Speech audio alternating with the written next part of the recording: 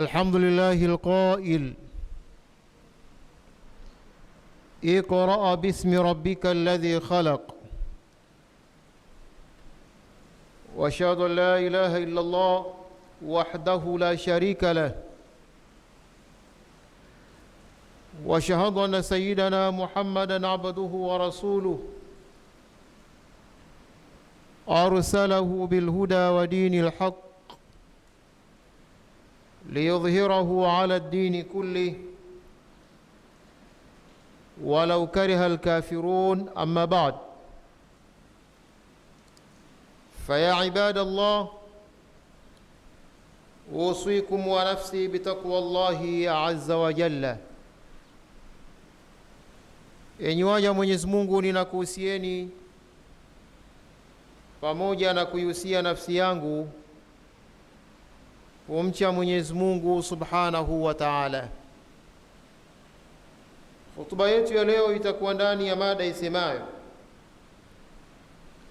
sayansi ya wingi wa mifano ndani ya Qur'ani kwenye kufikia tafiti za kitaalamu wa kinga na uchumi wa dunia. Sayansi ya wingi wa mifano ndani ya Qur'ani kwenye kufikia tafiti za kitaalamu kwa kinga na uchumi wa dunia. Ndugu zangu Waislamu, kitabu chetu kitukufu cha Qur'ani katika jumla ya muujiza wake ni uwepo wa mifano mingi ambayo Mwenyezi Mungu Subhanahu wa Ta'ala amewapigia wanadamu baadhi ya vitu, baadhi ya watu, baadhi ya maeneo, baadhi ya wadudu, baadhi ya wanyama. Haya yote Mwenyezi Mungu hakuyatolea mfano kwa kuipamba Qur'ani, bali ameitolea mfano ili wenye akili za kisayansi wanufaike kupitia mifano hiyo. Wanataaluma wanufaike kwa tafiti zinazopatikana ndani ya mifano hiyo. Na hiyo mifano, wa tilkal amthal, na hiyo mifano nadribuha linnas, tunayoendelea kuitoa kwa watu, tunayoendelea kuwapigia watu. Wa tilkal amthalu nadribuha linnasi, na hiyo mifano tunayoendelea kuwatolea watu, kuwapigia watu. Wama yaqiluha illa alalimun, hakuna wanayoitia kwenye akili ya tafiti za kitaalamu mifano hiyo isipokuwa wanasayansi. Elimu maana yake ni science, elimu, education maana yake ni science. Wama yaqiluha illa alalimun, hawaitii kwenye akili ya mazingatio, kwenye akili ya utafiti isipokuwa wale wanataaluma wa sayansi, ndio wanaoifanyia kazi mifano aliyoipiga Mwenyezi Mungu ndani ya Qur'an. Ndugu Waislamu, Qur'ani si kitabu cha Waislamu, ni kitabu cha watu. Qur'ani si kitabu cha waumini, ni kitabu cha watu. Sasa wale watu wakijivisha sifa ya uumini na Uislamu, ndio kinawahusu zaidi wao. Lakini Qur'ani Mwenyezi Mungu Subhanahu wa Ta'ala ameiachia kwa watu, na ndio maana unaweza ukawakuta watu ambao sio Waislamu, sio waumini, wanaifanyia kazi mifano ya Qur'ani, wanaibua tafiti za kisayansi zilizoelezwa na Qur'ani, na wale waislamu wenyewe wakiwa bado wapo katika wimbi la malumbano la kugombania kunuti inafaa haifai na mifano mingine. Na hili alilieleza Mwenyezi Mungu mapema alipokuwa anatupa history ya kuishusha Qur'an. Alisema kule, shahru ramadhan alladhi unzila fihi alquranu hudan linnas, mwezi wa Ramadhani ni mwezi ambao imeteremshwa Qur'ani ikiwa ni uongofu kwa watu. Hudan linnasi, uongofu kwa watu. Mungu hakusema hudan lilmuslimin au hudan lilmu'minin, kwamba ni uongofu kwa Waislamu, ni uongofu kwa waumini. Qur'ani ni uongofu kwa watu, kila mtu bila kuangalia imani yake. Hii ni fursa ambayo Mungu kaitangaza, anayeichangamkia hii fursa katika watu inamtoa. Sasa Mwenyezi Mungu Subhanahu wa Ta'ala katika Al-Ankabut 43 wanasema, wa tilka al-amthalu nadribuha linnasi, na hii mifano tunaendelea kuitoa kwa watu. Hakusema tunaendelea kuitoa kwa waumini au kwa Waislamu. Wa tilka al-amthalu nadribuha linnasi, na hii mifano tunaendelea kuipiga kwa watu. Kila mfano tunautoa ndani ya Qur'ani una sayansi yake. Wama yaqiluha illa alalimun, na hakuna wanaoitia katika tafiti za kisayansi mifano hiyo isipokuwa wale wanawachuoni wa sayansi. Kwa hiyo hii ni aya ya kwanza. Mwenyezi Mungu Subhanahu wa Ta'ala anatuthibitishia mada yetu kwamba sayansi ya wingi wa mifano ndani ya Qur'ani kwenye kufikia tafiti za kitaalamu kwa kinga na uchumi wa dunia. Kila mfano utakupa positive au negative, utakupa matokeo mazuri au mabaya. Yale matokeo mazuri tutajikinga, watu watapata matokeo mazuri, watu watanufaika na uchumi wake, na yale matokeo mabaya watu pia watajikinga kwa kunufaika na uchumi unaopatikana katika kujikinga na mambo mabaya. Yani kila mfano unaleta zalisho la uchumi duniani na kwa mtu mmoja mmoja.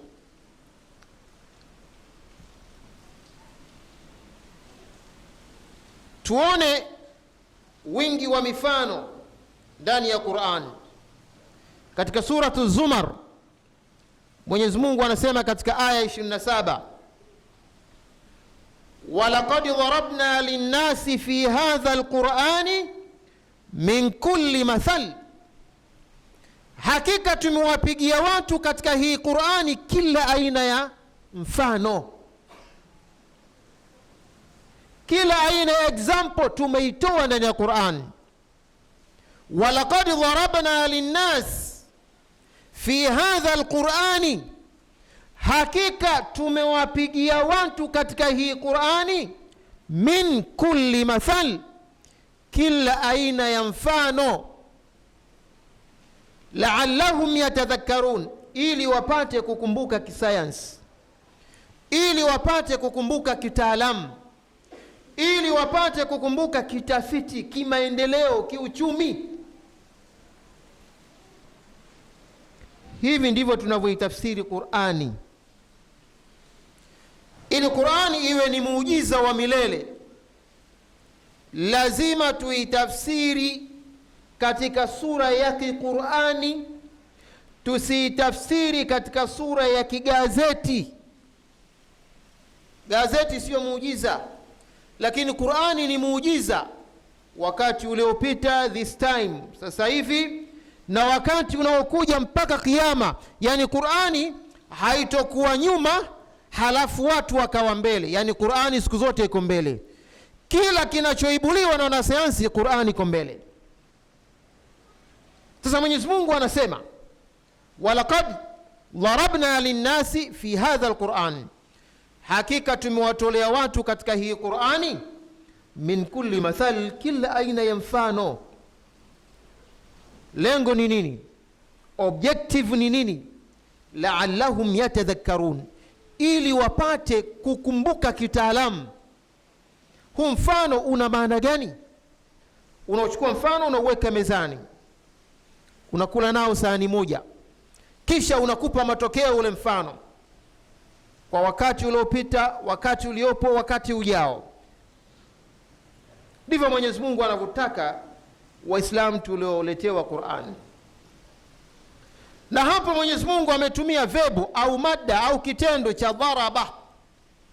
Dharaba, kwamba ametoa Mwenyezi Mungu, tunawapigia mfano, tunawatolea mfano, akitumia verbu ya dharaba.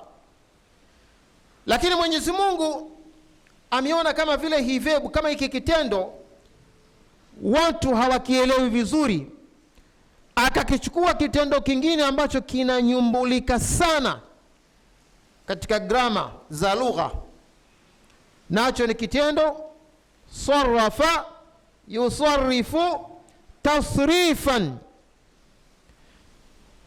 Tasrifan yani namna ya kuliunda neno katika kanuni za lugha duniani kote.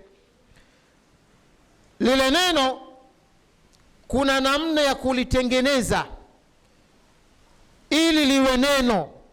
Sasa ile gereji ya kulitengeneza neno katika lugha ya Kiarabu inaitwa sarfu. Tuna nahwu yenyewe inaangalia mwisho wa neno, kazi ya nahwu. Lakini sarfu kazi yake inaliumba lile neno zima, inalifanyia modification lile neno zima mpaka linakamilika. Sasa Mwenyezi Mungu Subhanahu wa Ta'ala ametumia neno sarrafa yusarrifu tasrifan ili kuonesha namna gani hii mifano wanafunzi wataalamu wa kisayansi wanavyotakiwa waizingatie. Al-Kafi 54 anasema, walaqad sarrafna fi hadha alqur'ani linnasi min kulli mathal. Hapa amesema sarrafna. Ile aya iliyopita ya Zumar 27 alisema walaqad darabna linnas. Hapa anasema walaqad sarrafna fi hadha alqur'ani linnas min kulli mathal, hakika tumeisasambua katika hii Qur'ani kwa watu kila aina ya mfano. Aswaliwe Mtume Muhammad. Kule mwanzo amesema walaqad darabna linnasi fi hadha alqur'ani min kulli mathal, tumewapigia watu katika hii Qur'ani kila aina ya mfano. Hapa katika Al-Kafi 54 anasema walaqad sarrafna fi hadha alqur'ani linnasi min kulli mathal, hakika tumeisasambua, tumeidadavua katika hii Qur'ani kwa watu kila aina ya mfano. Wa kana al-insanu akthara shay'in jadala, lakini mwanadamu amekuwa ni mwenye debate nyingi tu. Tunampa mifano, anafika mahala mifano anaielewa, anaamua kuanzisha debate nyingine. Hataki kuitambua haki, kwa sababu hii mifano knowledge yake nini, strategies yake nini? Utambue uwepo wa Mwenyezi Mungu Subhanahu wa Ta'ala, uache kuabudia sanamu. Sallu ala Muhammad. Yani hii ni sayansi ya call. Ukisoma Islamic call, ad-da'watul islamia, namna ya kulingania katika Uislamu, wale waliokuwa wanaabudia masanamu, Mungu hakumtaka Mtume sallallahu alaihi wasallam chukua panga kakate vichwa vyao wale, nenda kwa wachoe moto wale wanaoabudia masanamu. Hapana, anataka wale watu waache kuabudia masanamu kupitia sayansi ya mifano, kupitia sayansi ya mifano. Hiyo ndiyo method. kupitia sayansi ya mifano ya kitaaluma, mtu afike mahala sanamu lake aliache. Kama vile Nabii Ibrahim alipoingia kwenye lile jumba la wale waliokuwa wakiabudia masanamu, pale kibla palikuwa na masanamu zaidi ya 300, alafu katikati kukawa na sanamu moja kubwa. Wale jamaa walipokwenda kwenye sherehe zao, Ibrahimu akaingia katika lile jumba lao la kuabudia masanamu, akayavunja masanamu yote, kisha lile shoka akaliweka begani katika lile sanamu moja kubwa. Wale waliporudi wakawa wanaulizana, nani aliyevunja masanamu yetu, miungu yetu, nani kavunja? Kijana mmoja akasema, nilimsikia one day moja Ibrahimu akiwa anawasema vibaya hawa, mwiteni. Akaitwa, wakamuuliza, anta fa'alta hadha bialihatina ya Ibrahim, wewe ndio umeifanya hivi miungu yetu Ibrahim? Angalieni, akili inapokosa kufika katika levo yake, jiwe akili inaamua kutambua hili ni Mungu. Sasa wanamuuliza Ibrahim, wewe ndio uliyefanya hivi masanamu yetu? Ibrahimu akajibu kitaaluma, qala, akasema, bal fa'alahu kabiruhum, alivunja ni huyo mkubwa wao, anataka bakie yeye peke yake. Fas'aluhum in kanu yantiqun, waulizeni hao waliovunjwa haya masanamu yaliovunjwa, yaulizeni yakiwa na uwezo wa kujibu, yatasema. Tumswalie Mtume. Wale wakarudi katika akili ya ubinadamu, wakamuuliza Ibrahim, wewe unajua haya masanamu hayawezi kuzungumza, vipi unatutaka sisi tuyaulize? Wakawa wameingia katika 18 zake. Akawaambia, kwa nini mnaabudu vitu ambavyo havizungumzi, havinufaishi wala havidhuru? Kundi moja katika wale waliokuwa wanaabudia masanamu likaachana na kuabudia masanamu, wakabakia wengine kwa kibri zao. Kwa hiyo mifano ambayo Mwenyezi Mungu Subhanahu wa Ta'ala anatuletea ndani ya Qur'ani, maana yake tunatakiwa sisi tuwakataze watu, tuwaamrishe watu kupitia examples mbalimbali ambazo Mwenyezi Mungu anazitoa ndani ya Qur'ani. Lakini katika Al-Isra 89 Mwenyezi Mungu anasema tena, walaqad sarrafna, ametumia ile sarrafa yusarrifu tasrifan, walaqad sarrafna linnas fi hadha alquran min kulli mathal, hakika tumewatolea watu katika hii Qur'ani kila aina ya mfano. Faaba aktharu nnasi illa kufura, watu wengi wamekanusha kwa sababu tu ya upingaji, lakini mifano ilikuwa wazi kabisa, wanaielewa.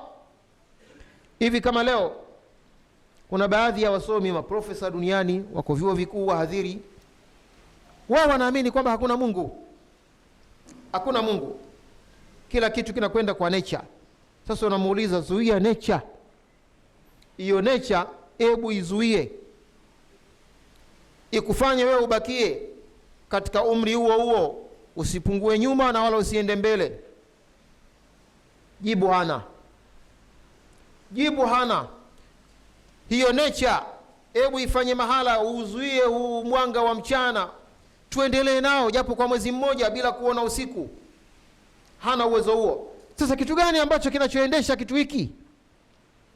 Unatakiwa umrudishe kitaaluma, na ndio maana wako wachache wa kuhesabika. Hapa Tanzania alikuwa anajulikana mtu fulani na fulani, lakini wengi wanakubali uwepo wa Mwenyezi Mungu Subhanahu wa Ta'ala. Ndugu zangu Waislamu, kabla hatujaingia katika mifano mingi ambayo Mwenyezi Mungu ametoa ndani ya Qur'an, hata katika teaching methodology, tulukut tadris, njia za ufundishaji, moja ya njia kuu ya kumuelewesha mwanafunzi apate kulielewa somo kwa wepesi ni wingi wa mifano. Duniani kote kanuni hiyo inaendelea kuzalisha wasomi wa kisayansi. Wingi wa mifano, hesabu mifano mingi, sayansi mifano mingi, biology mifano mingi, Mirathi, mifano mingi. Kilimo, darasani, unakwenda shamba darasa, mifano mingi. Swalla ala Muhammad. Yani wingi wa mifano ndiyo elimu. Sasa Mwenyezi Mungu Subhanahu wa Ta'ala anaposema walaqad darabna linnasi fi hadha alqur'ani min kulli mathal, tumewapigia watu katika hii Qur'ani kila aina ya mfano. Mwanafunzi mpigie mfano kuanzia nyumbani kwake alielewe somo, kuanzia katika mtaa wake anaoishi alielewe somo, katika nchi yake alielewe somo. Yani mpe mifano ya kimazingira, ndio min kulli mathal, kila aina ya mfano. Lengo nini? La'allahum yatadhakkarun, ili wapate kukumbuka kitafiti. Tumuombe Mwenyezi Mungu Subhanahu wa Ta'ala atuongezee nufaiko la Qur'an, tuielewe Qur'ani ili tuweze kumwamini Mwenyezi Mungu na kumwabudu. Wal 'asri innal insana lafi khusr illa alladhina amanu wa 'amilus salihati wa tawassaw bil haqqi wa tawassaw bis sabri. Barakallahu li wa lakum bil Qur'anil 'azim wa nafa'ani wa iyyakum ma fihi min al ayati adh-dhikril hakim. Aqulu qawli hadha astaghfirullaha al 'azim li wa lakum fastaghfiruhu innahu al ghafurur rahim wal barrul karim.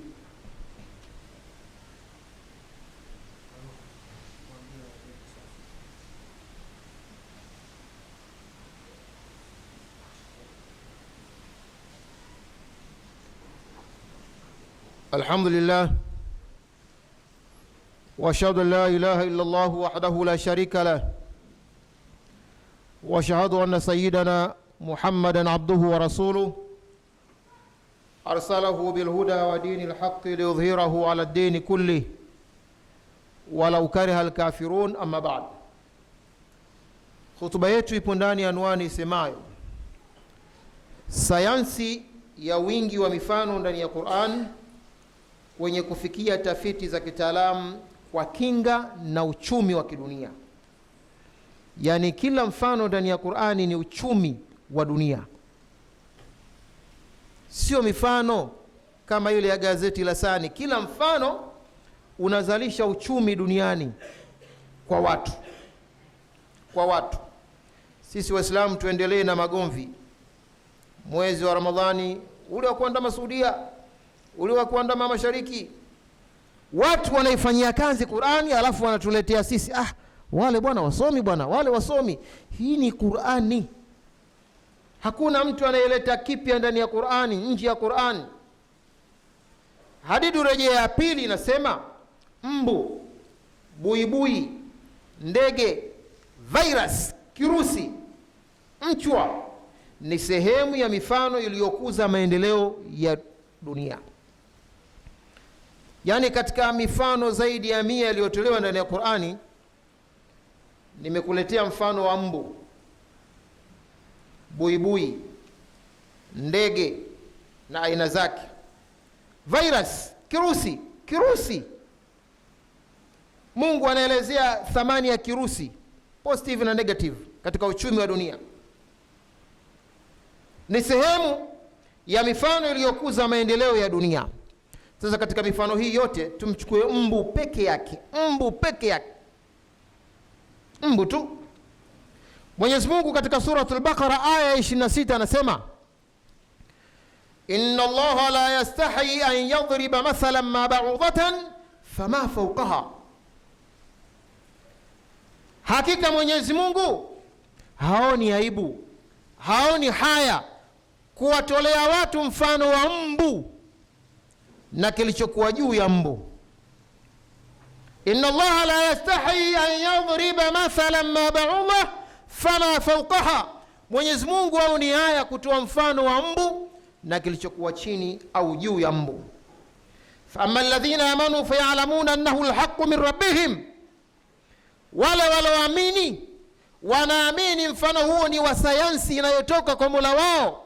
Wa alladhina kafaru, na ama wale ambao wamekafiri, fayakulun, wanaendelea kusema, continuous, wanaendelea kusema madha arada Allahu bihadha mathala, Mungu anataka nini kwa mfano hizi kabisa.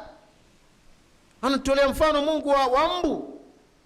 Sasa Mwenyezi Mungu anawarudisha wanasayansi kwamba mnaweza mkadhurika duniani kwa kidudu kidogo tu,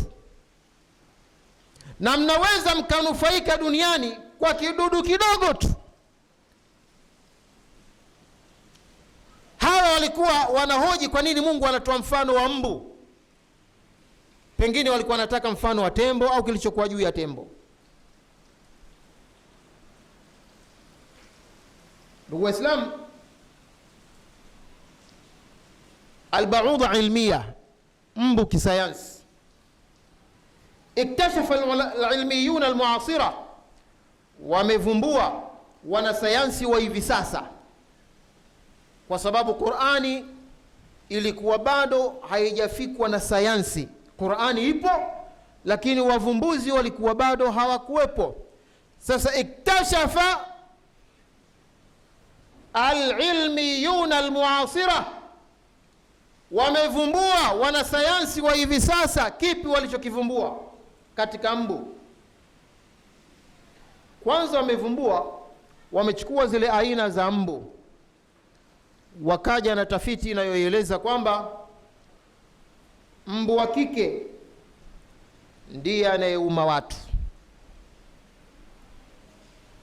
Mbu wa kike ndiye anayeuma watu.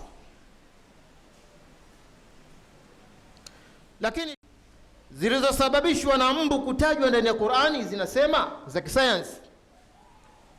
Mbu ana rada ya kuhisi joto la mwili wa mwanadamu zaidi ya mita 60. Yani kama vile tembo anavyoweza kumgundua mtu hata akiwa maili moja au Kibaha sekondari au Mwanalugari sekondari, na mbu ana rada inayoweza kugundua joto la binadamu, joto la mwili wa mtu hata kwa nyuzi mita 60. Mungu anasema hauni haya kutoa mfano wa mbu.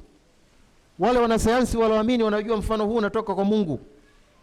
Swalini Mtume Muhammad. Hii ndio Qur'ani. Mizozo haitakiwi. Wakati Qur'ani nyinyi wanafunzi inawataka mfanye tafiti. Kilimo watu washafanya tafiti za kilimo. Kayafanyieni utafiti haya katika degree zenu, masters zenu na PhD zenu. Lakini si hivyo. Mbu Mwenyezi Mungu anathibitisha ana dawa ya kupoza ndani ya mate yake. Yani sehemu kubwa mtu analala, alafu na mbu anamuuma bila kuhisi kama anaumwa na mbu, kwa sababu yule mbu ana mate ambayo wakati anamuuma mwanadamu yanampoza bila kuhisi maumivu. walaqad dharabna linnasi fi hadha alquran min kulli mathal walaqad sarrafna fi hadha alquran linnas min kulli mathal, tumewapigia watu katika hii Qur'ani kila aina ya mfano. Lakini si hivyo.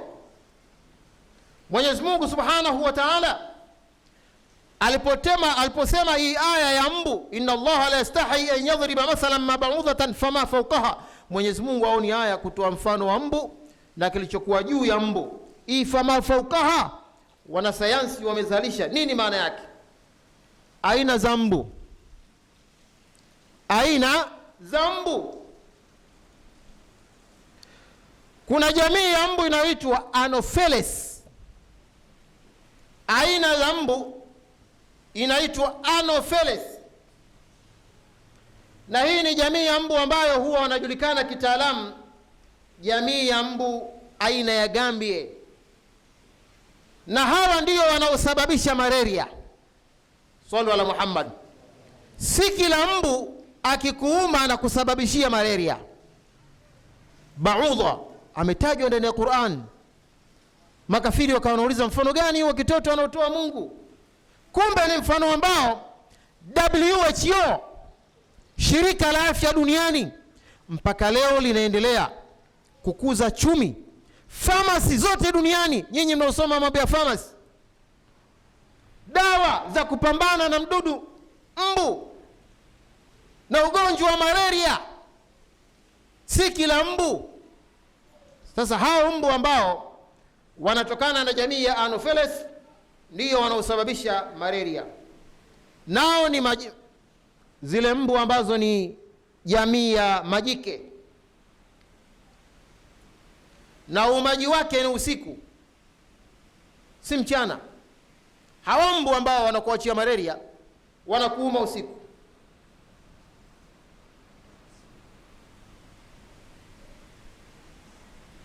Lakini si hivyo.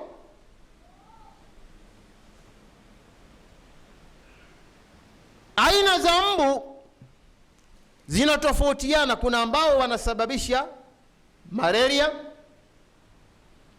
na kuna aina ya mbu ambao wanasababisha matende. Kuna aina za mbu ambao wanasababisha dengue. Kuna aina za mbu ambao wanasababisha mabusha, hydrocele, mabusha. Na kuna aina ya mbu ambao wanasababisha homa ya manjano, yellow fever. Inna Allaha la yastahi an yadhriba mathalan ma ba'udatan fama fawqaha. Mwenyezi Mungu haoni haya kutoa mfano wa mbu. Ona leo mbu anavyoletea uchumi watu. Kila mwenye pharmacy ananufaika kwa kuuza dawa za malaria za aina mbalimbali. Si kila mbu analeta malaria. Kakaangu huyu Mwalimu Kuruja, kituo chake cha kwanza alipangiwa kule Kiongoroni. Yani huko Kiongoroni huko na maeneo mengine, ukitoka nyumbani lazima ukate tawi. Yani watu kule wana matawi kama vile wanasherehekea harusi, lakini ya kuputia mbu. Na unapokwenda kulala kuna mazingira maalum, licha ya neti kuna teknoloji maalum ya mazingira hayo kupambana na mbu. Sasa mbu wale wangekuwa wanaleta malaria, balaa lake lingekuwa kubwa. Kwa hiyo kuna mbu wa malaria, kuna mbu wa mabusha, kuna mbu wa matezi. Hili unalipata wapi ikiwa Waislamu tunaendelea kugombania mwezi mpaka leo, kugombania Arafa mpaka leo, kugombania kutingisha kidole? Yani ugomvi wa Waislamu, kwa nini huyu kwenye shahada atingishi kidole, huyu anatingisha kidole? Wale wakubwa kule duniani wanaifanyia kazi Qur'an, kisha wakivumbua, wale wasomi nini? Sisi ni wajinga, sisi tupo katika mizozo. Lakini maajabu ya mbu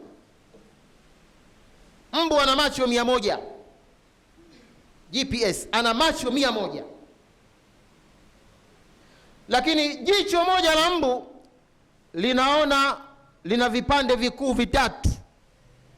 Yani jicho moja la mbu ana macho 100, na kila jicho moja lina vipande 100 vidogo vidogo, na anaona pande zote. Moyo wake unapiga mara 1000 kwa dakika. Sallu ala Muhammad. Walaqad dharabna linnasi fi hadha alqur'ani min kulli mathal. Mungu atoi mifano ya kitoto, ya kijinga. Kila mfano ni wa kisayansi. Tulimzungumza mbu hapa. Wao kila ukimwona mbwa, najasatu mughalladha, najisi nzito hiyo, astaghfirullah mbu huyo. Mbu anakustakiwa wewe kupatia uchumi. Utajiepusha naye katika mambo ya nguo na vyombo, ili asikuingize kwenye majanga ya ibada. Lakini huyu mbwa ndo amejaa airports. Mnaona siku zote mbwa ndio mvumbuzi wa mabomu, mbwa mlinzi, mbwa anafundishika darasani. Yani kuna mbwa anahitimu KG, kindergarten, anahitimu primary school, anahitimu advance, anahitimu diploma, anahitimu degree. Niliwaeleza habari ya mbwa hapa. Sallallahu alaihi Muhammad. Kwa hiyo mbu kwa dakika moja moyo wake unapiga mara 1000, na ana mifumo ya mitatu ya moyo mbu. Kwa hiyo mnaweza mkaona leo kumbe huyu mbu ni kitu kidogo, kumbe ana madhara makubwa ambayo yanafichua kupitia nini? Kupitia science, kupitia uwezo wa kisayansi ambao Mwenyezi Mungu Subhanahu wa Ta'ala ametuumbia. Lakini pale aliposema fama fawqaha, Mungu haoni haya kumpigia mfano mbu na kilichokuwa juu ya mbu. Kilichokuwa juu ya mbu ni kitu gani? Wanasayansi wamevumbua kwamba juu ya mgongo wa mbu kuna mdudu anaitwa parasites. Kuna mdudu juu ya mgongo wa mbu, kuna mdudu ile fama faukaha. Na kilichokuwa juu ya mbu Mwenyezi Mungu haoni haya kukitolea mfano. Juu ya mbu kuna kitu gani? Parasite. Huyu mdudu anaendelea kuishi na mbu. Kwa hiyo mbu ni mmoja na juu yake kuna mdudu mwingine anaitwa parasite. Sallallahu alaihi Muhammad. Si tuendelee kugombania kuzuru makaburi, inafaa haifai? Yani ndio magomvi yetu haya Waislamu. Si magomvi ya kitaaluma kwamba watu wakawa wanashindana kitaaluma. Wewe tafiti yako imekufikishaje hapo? Imekufikishaje hapo tafiti yako? Na hapa nakaribia kusema kwamba Mtume Muhammad sallallahu alaihi wasallam, kukiwa na aina hizi za mbu, kwamba kuna mbu wa malaria, kuna mbu wa matezi, kuna mbu wa mabusha, kuna mbu wa yellow fever, kuna mbu wa aina nyingine, na hata nzi. Hawa nzi wako wa aina mbalimbali. Kuna hadithi ya Mtume Muhammad sallallahu alaihi wasallam ameeleza kwamba akiwa katika jaziratul Arab pale Makka au Madina, amesema idha waqa'a dhubabu fi ina'i ahadikum, atakapoingia nzi katika chombo cha mmoja wenu, yani unakunywa chai au unakunywa juisi, nzi akaingia, mzamishe yule nzi, yani usimtupe. Fa inna ahada janahaihi da'un wa akhar shifa, kwa sababu moja ya zile mbawa zake yule nzi, ubawa mmoja una ugonjwa na ubawa wa pili una dawa ya yule nzi. Natamani wanasayansi wa afya waifanyie utafiti hadithi. Nachelea kusema kwamba huyo nzi yawezekana ni nzi wa Makka au Madina, si nzi wa Kariakoo na soko la ndizi pale wapi. Nachelea kusema ikiwa kuna aina za mbu, sallallahu alaihi Muhammad, nachelea kumfananisha nzi wa Makka na nzi wa soko wa Mwanalugari, kwamba Mtume, na ndio maana akaleta alif na lam, idha waqa'a dhubabu, ile alif na lam kwa ya maarifa ya kumjuza huyu ni nzi maalum. Atakapoingia nzi huyu katika chombo, mzamishe, kwa sababu bawa lake moja lina ugonjwa na bawa la pili linatibu ule ugonjwa. Ngumu hiyo, yani nzi kaanguka kwenye juice, wewe mzamishe kabisa, afu mtoe, afu endelea kunywa juice. Sallallahu alaihi Muhammad. Hadithi ni sahihi, lakini natamani wanasayansi wamchambue huyu nzi, yuko aina moja duniani au ana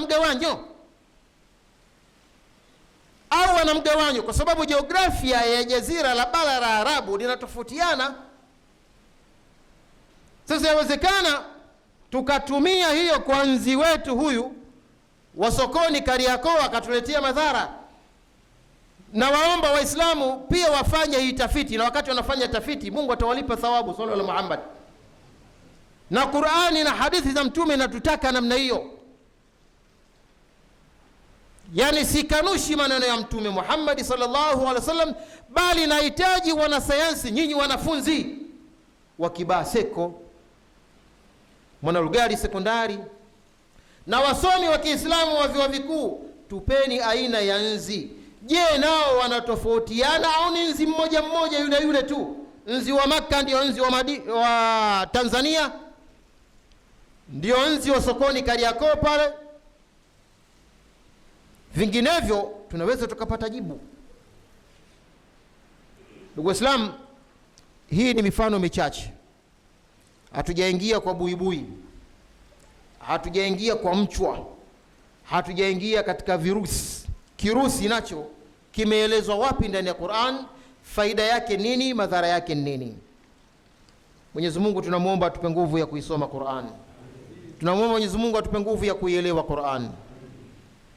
Inna Allaha wa malaikatahu yusalluna 'alan nabi ya ayyuhalladhina amanu sallu 'alayhi wa sallimu taslima. اللهم صل على محمد وعلى آل محمد كما صليت على إبراهيم وعلى آل إبراهيم وبارك على محمد وعلى آل محمد كما باركت على إبراهيم وعلى آل إبراهيم في العالمين إنك حميد مجيد. وارض اللهم أصحاب سادة حنفاء وخص منهم أبات غلفاء أمير من أسنى بكر الصديق وأمير من أسنى عمر بن الخطاب وأمير من أسنى عثمان بن عفان وأمير من أسنى علي بن أبي طالب وعن الستة باقين من العشرة وعن الصحابة أجمعين وعن التابعين ومن تبعهم بإحسان إلى يوم الدين. اللهم أعز الإسلام والمسلمين وذل الشرك والمشركين واجعل هذا البلد آمنا رخاء سائر بلاد المسلمين. اللهم نوّر على القبور قبورهم. اللهم تب على التائبين واغفر ذنوب المذنبين واشف مرضى المسلمين. ربنا اغفر لنا ولإخواننا الذين سبقونا بالإيمان ولا تجعل في قلوبنا غلا للذين آمنوا ربنا إنك رؤوف رحيم. عباد الله إن الله يأمر بالعدل والإحسان وإيتاء ذي القربى وينهى عن الفحشاء والمنكر والبغي يعظكم لعلكم تذكرون. اذكروا الله العظيم جليل يذكركم واشكروه على نعمه يزدكم ولذكر الله أكبر. والله يعلم ما تصنعون وأقم الصلاة.